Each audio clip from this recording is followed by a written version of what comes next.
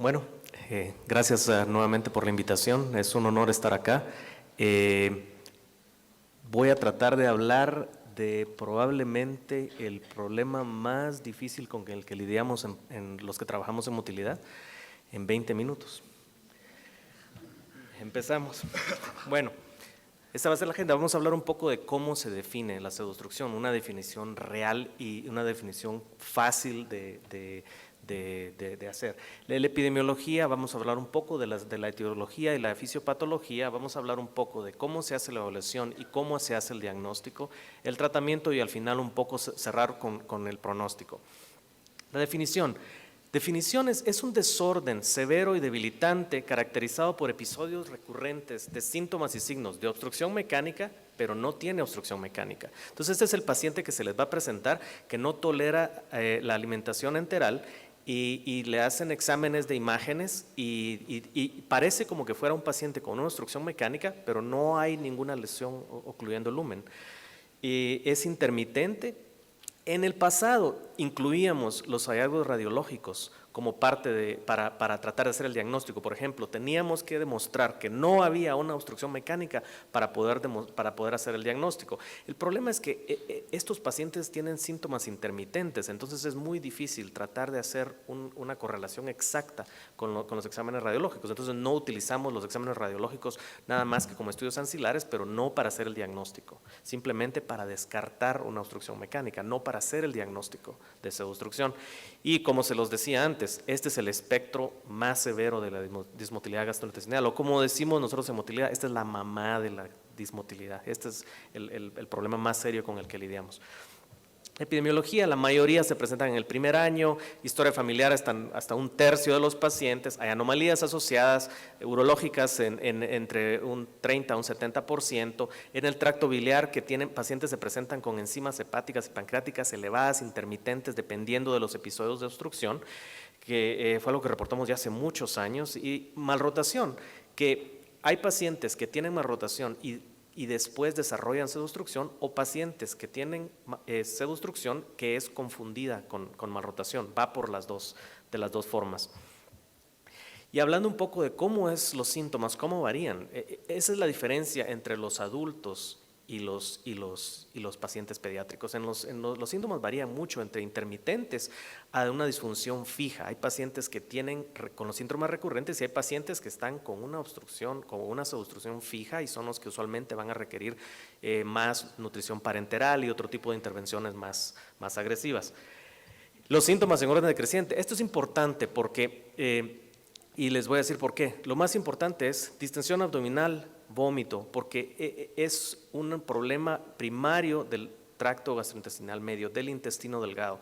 Entonces es importante hacer la distinción, porque dolor abdominal, pérdida de peso, diarrea son problemas secundarios o síntomas secundarios a esto, y eso es importante porque no hay nada que me duela más que un paciente que es referido de otro estado a Boston por pseudoobstrucción, y lo que tiene es dolor abdominal funcional, y como no puede tolerar nada por el dolor, termina en parenteral y con múltiples operaciones como un mal diagnóstico de pseudoobstrucción.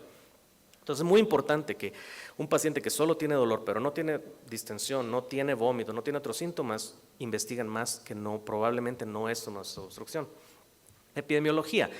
No ha cambiado mucho. Esto lo escribimos hace ya 10 años, hicimos una recopilación de todos los casos que se habían reportado en la literatura, y hay de diferentes partes del mundo. Y lo más importante que quería mencionarles es que miren hasta abajo cuántos están en nutrición parenteral. Por ese momento, la mitad eran, no que estaban en nutrición parenteral, estaban dependientes de la nutrición parenteral, que era la única fuente de nutrición, y la mortalidad ponderada entre todos era alrededor del 20%.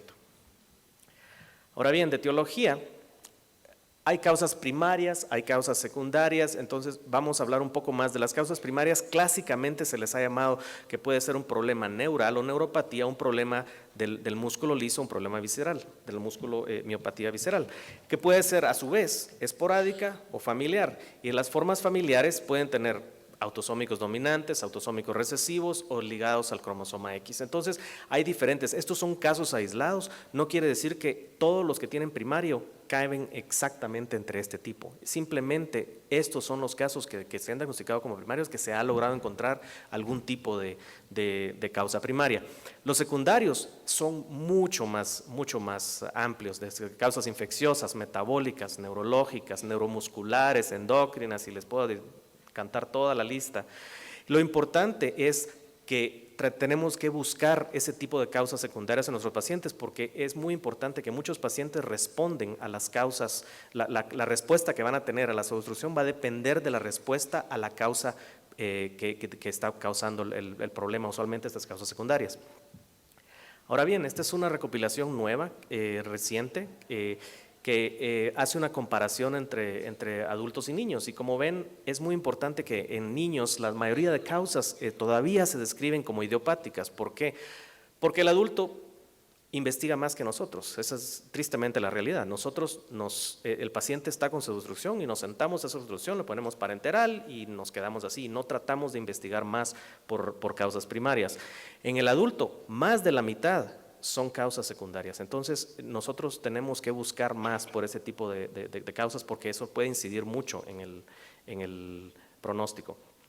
Y otra cosa importante, vean la diferencia entre la presentación de los síntomas. El niño es usualmente más severo, el adulto se puede presentar con problemas que parecen más, que nosotros lo llamaríamos más funcional, y eso es un problema porque la diferencia entre pseudoobstrucción en niños y en adultos, clínicamente nosotros la vemos muy diferente. Ellos tienden a llamar pseudoobstrucción incluso pacientes que nosotros llamaríamos más como un paciente funcional.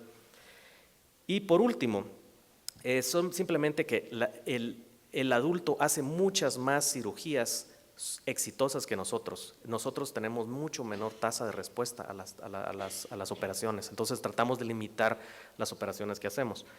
Ahora bien, la fisiopatología, ¿cuál es el problema? No tenemos los que no tienen causa primaria, no tienen causa secundaria, no sabemos que se los dejamos como idiopáticos, pero en general lo importante es que el problema puede estar, que está afectando el sistema nervioso entérico, que está, como ustedes saben, está compuesto de las células marcapaso del sistema nervioso entérico, que son las células intersticiales de Cajal, neuronas y las células de la glía, y hace mucho tiempo nosotros encontramos que esa red puede ser un poco anormal en estos pacientes comparados con pacientes que tienen otro tipo de enfermedades, y también lo interesante es que la encontramos un poco más averiada en el colon que en el intestino delgado, y probablemente el colon es uno de los mayores afectados y que causa una obstrucción en el tracto gastrointestinal superior. Algunos pacientes tienen aumento de neuronas que producen la sintetasa para el óxido nitroso, que es un relajante muscular, entonces tiende a disminuir el tono en el tracto gastrointestinal. Y hay muchos mecanismos más que son los que mencionamos antes con las causas secundarias. ¿Cómo hacemos el diagnóstico clínico? Es lo único que quiero que se acuerden el día de hoy. El diagnóstico es clínico. No hay un estudio con el que ustedes digan, le voy a hacer este estudio y este paciente tiene obstrucción. El diagnóstico es clínico. La entrevista, el examen físico. Es muy importante revisar la historia médica para evitar duplicar estudios y hacer estudios innecesarios, y también para evaluar los estudios que se han hecho y tratar de ver y hacer un análisis más exhaustivo de todos los potenciales problemas que este paciente puede tener. Descartar condiciones que simulan pseudoobstrucción. Importantes, obstrucción mecánica. Esa es probablemente la más importante, porque la obstrucción mecánica es la que más se va a parecer a pseudoobstrucción. Condiciones asociadas a dolor crónico. Esto es muy importante, porque como les repetía, nada me duele más que me llegue a un paciente con dolor abdominal funcional, con 20 operaciones y con nutrición parenteral. Y nos tardamos 6 meses en recuperar y hacer que todo vuelva a la normalidad. Y nosotros vemos un poco más esto. Yo no sé si es que lo vemos más en sociedades más desarrolladas, o simplemente en Latinoamérica no lo detectamos, no lo buscamos, porque no creo que sea tan raro en Latinoamérica ver Munchausen. En la evaluación, hacemos una evaluación, lo normal, lo clásico que siempre vamos a hacer una hematología, vamos a hacer un tamizaje metabólico y tóxico, velocidad de eritrosedimentación, buscamos enfermedad celíaca y todo. Bueno, todo eso está ya hecho, eso les va a salir normal en estos pacientes. Entonces, el siguiente paso es, vamos a hacer estudios de imágenes para tratar de descartar obstrucción mecánica. Eso es lo más importante, ¿no? Las imágenes radiográficas usualmente nos dan una idea de si hay una obstrucción mecánica o no. En este caso pueden ver esas asas dilatadas, pero no hay una lesión luminal, no hay una obstrucción, no hay un sitio donde ustedes ven niveles en donde pueden detectar la obstrucción. Los estudios contrastados, que usualmente nos sirven más para detectar ganglionosis, por ejemplo, por el enema de Vario. Estudios por contraste. Siempre tenemos el argumento con los radiólogos. Esos pacientes están tan distendidos que siempre el radiólogo, la respuesta que me da cuando le digo de hacer un estudio de contrastes, me dice: no tengo suficiente bario en la unidad para meterle a este paciente y llenar todo esto, me dice. Entonces, usualmente hacemos otro tipo de estudios. Después, si hay una obstrucción mecánica, entonces el paciente va a necesitar cirugía. Si el paciente no tiene obstrucción mecánica, entonces nos movemos a los estudios de motilidad, a los estudios manométricos, para tratar de hacer un mapeo de qué partes están afectadas y ver qué segmentos son los que tenemos que mejorar y cómo vamos a individualizar los tratamientos dependiendo de qué segmentos estén más afectados que otros. Y también para corroborar, ayudar un poco en el diagnóstico. ¿Cómo hacemos esto? Ya José habló mucho de la manometría esofágica, no voy a hablar mucho, excepto que es anormal en 73% de adultos con pseudoobstrucción y en niños se ven ciertas anormalidades. Esta es una normal y ese es un caso de un paciente con acalasia que es anormal. La manometría intraduodenal es importante. Voy a hablar brevemente. Si tienen más interés en esto, pueden ir al taller que va a haber, que va a correr hoy en la tarde, que van a hablar un poco más de esto.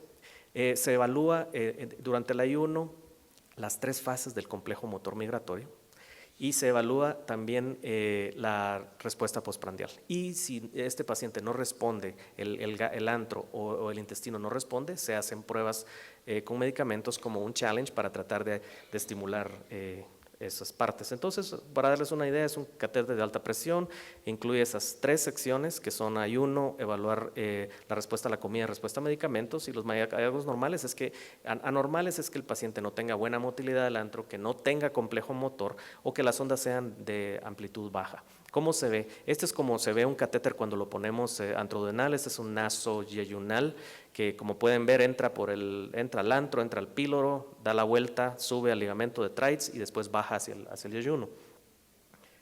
Esto es como se ve en real, cuando pueden ver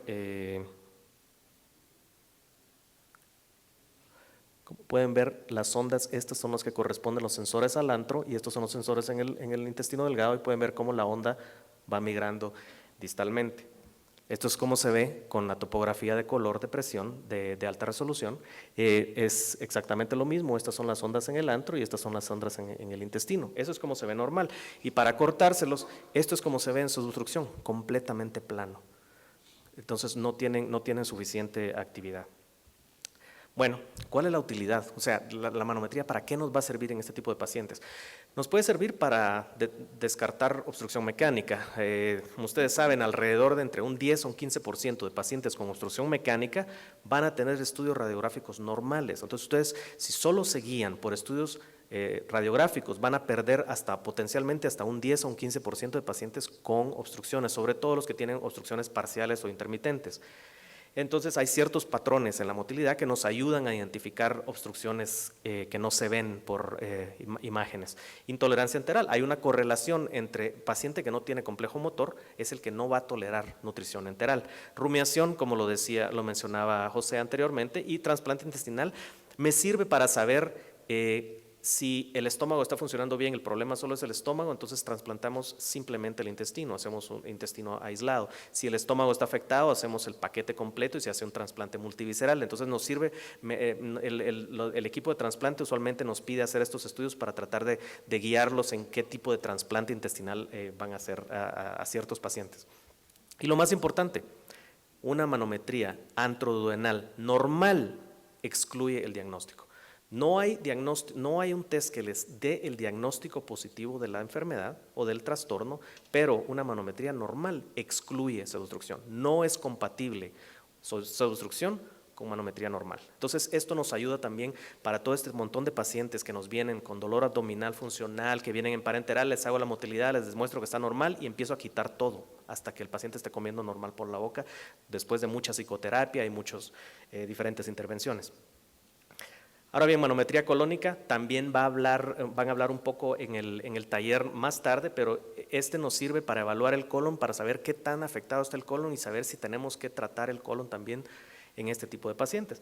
Es un catéter de presión que mide la respuesta basal, respuesta postprandial y después la estimulación con bisacodilo para estimular contracciones normales, que los radiazgos normales son respuesta postprandial y las contracciones peristálticas de amplitud alta. Y lo anormal es la ausencia de esas dos variables. Esto es como se ve un catéter, por ejemplo, cuando lo ponemos colonoscópicamente y hasta el ciego, y pueden ver lo redundante que muchos colons pueden ser. Y esto es como se ven en la topografía, las contracciones migrando desde el ciego hasta el recto. Este es un ejemplo de una contracción normal. Lo importante es que hace muchos años Carlo Di Lorenzo hizo un estudio en el que a todos sus pacientes que había él etiquetado como pseudoobstrucción, 3/4 partes no tenían este tipo de contracciones. Entonces ayuda en el estudio para saber a quiénes voy a tener que ser más agresivo con el colon, a quién probablemente se va a beneficiar de una ileostomía. Ahora bien, la manometría rectal no voy a perder mucho tiempo porque esta me sirve es normal en la mayoría, me sirve exclusivamente para descartar enfermedad de Hirschsprung en este tipo de paciente, no me sirve absolutamente para nada más. Para la biopsia intestinal, para descartar a ganglionosis, lo mismo, evaluar el sistema nervioso entérico en casos de que del paciente va a requerir alguna cirugía, entonces es recomendable tomar una biopsia de grosor total, pero no recomendar una biopsia de grosor total y hacer una cirugía simplemente para eso, porque el chance de ayudar en el diagnóstico es muy bajo, la mayoría de veces es muy normal. Las causas infiltrativas o metabólicas son muy excesivamente raras. Esto es un ejemplo de una normal y una no normal. Ahora bien, en la evaluación, ya hicimos los estudios de motilidad, entonces ya tenemos un mapeo más o menos de en dónde estamos y qué partes están afectadas y qué tan severo es el problema. Entonces, lo siguiente es, tenemos que evaluar por causas de esto para saber si esta es una causa secundaria o no. Y si no encontramos ninguna causa, entonces es un problema primario. Entonces sabemos si es primario o secundario dependiendo de qué tan exhaustivo vamos a hacer las investigaciones después. El tratamiento, desgraciadamente, en estos momentos todavía es de soporte por un equipo multidisciplinario. Esto es muy importante porque es muy difícil tratar de cumplir el rol de cada uno de estos por una sola persona. Entonces es muy importante el tratamiento multidisciplinario. Y la nutrición, que obviamente enteral es lo más recomendado y preferido, incluso en los que están dependientes de nutrición parenteral, es recomendable dar algo, aunque sea ponerle 10 cc por hora o 5 por hora, 3 por hora, lo máximo que el paciente pueda tolerar es muy importante, porque eso ayuda a seguir estimulando a los enterocitos para que sigan funcionando y no haya cierto deterioro en la mucosa, y también sirve porque ayudan a estimular hormonas y neurotransmisores que pueden mejorar la motilidad, además de retrasar los potenciales efectos adversos en el hígado de la nutrición parenteral al acelerar un poco el tránsito biliar.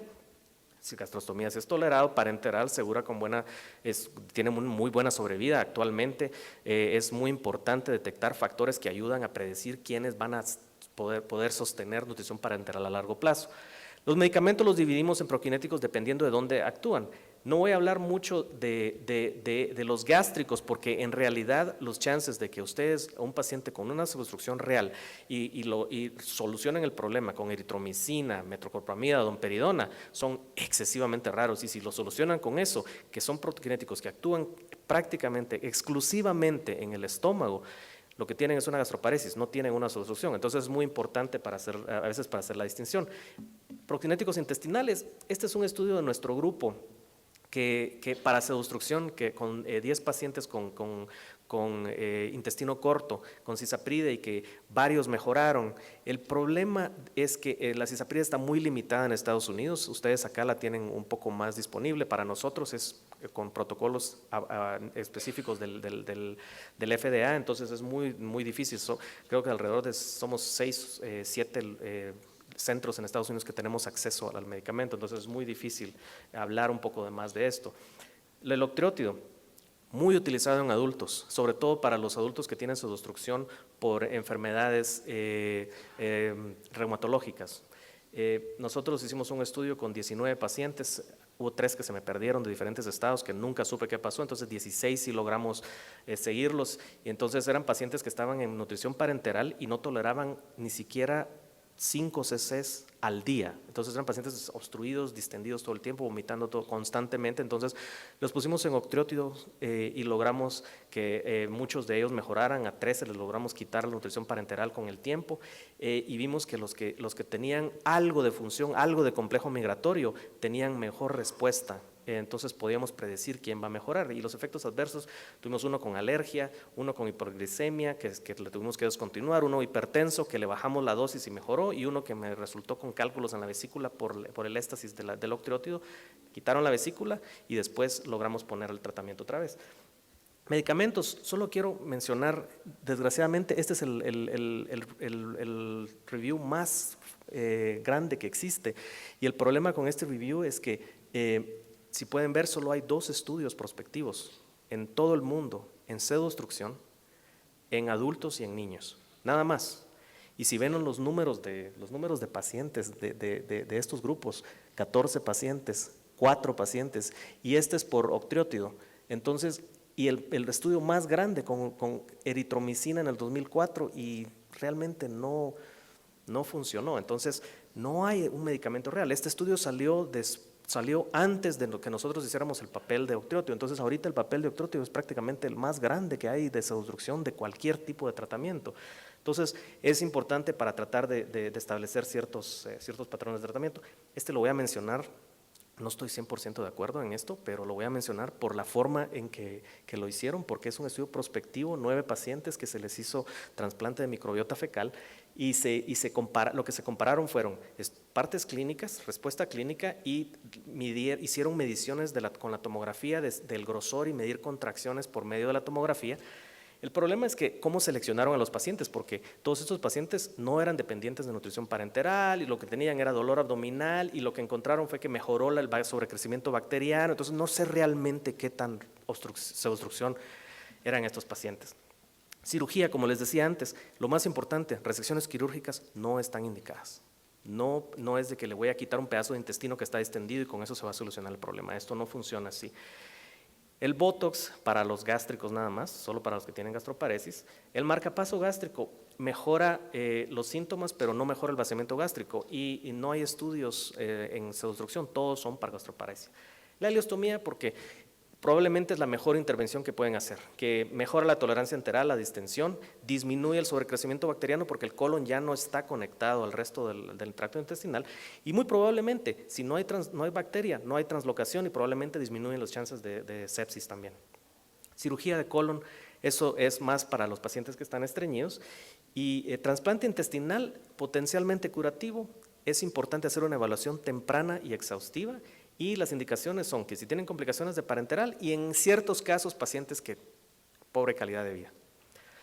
Estos se los dejo nada más como es un algoritmo que hicimos ya hace muchos años, que prácticamente lo que hacemos es cómo llegamos desde todos los pasos de cómo usar prokinéticos, cuándo utilizar ciertos tipos de intervenciones quirúrgicas, y si tienen complicaciones llegar hasta el último paso, que es el trasplante intestinal.